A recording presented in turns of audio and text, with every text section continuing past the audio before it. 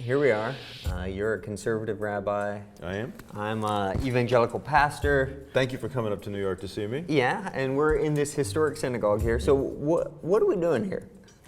Well, you wanted to talk about the Torah. Yeah. So There's obviously some debate within Christians of how we interpret the scriptures, but there are fairly set rules over some historical, critical type readings, and then looking for a central theme that the scriptures are going to agree with one another fundamentally. Is there's going to be a meta narrative that it all fits in.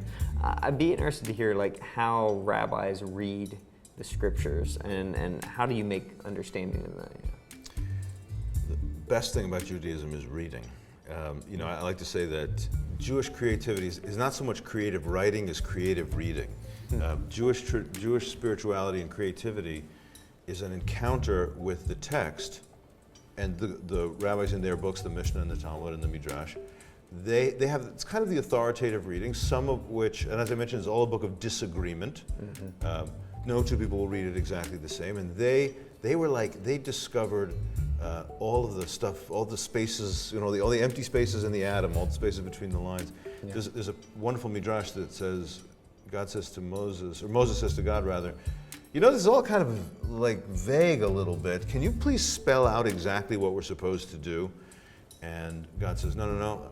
I would like you to be able to have 49 squared interpretations. That to me is real Jewish creativity. We try to have 49 squared interpretations of anything that we examine, which we do hope it coheres into communal practice. We're not afraid to ask alternative questions.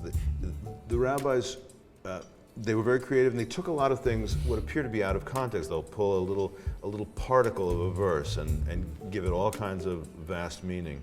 And over the centuries, I think people became more attuned to what we would call, the Hebrew word is pshat, or semantic meaning. So by the Middle Ages, they started to say, some of the stuff the rabbi said, I don't think that's exactly what's going on here.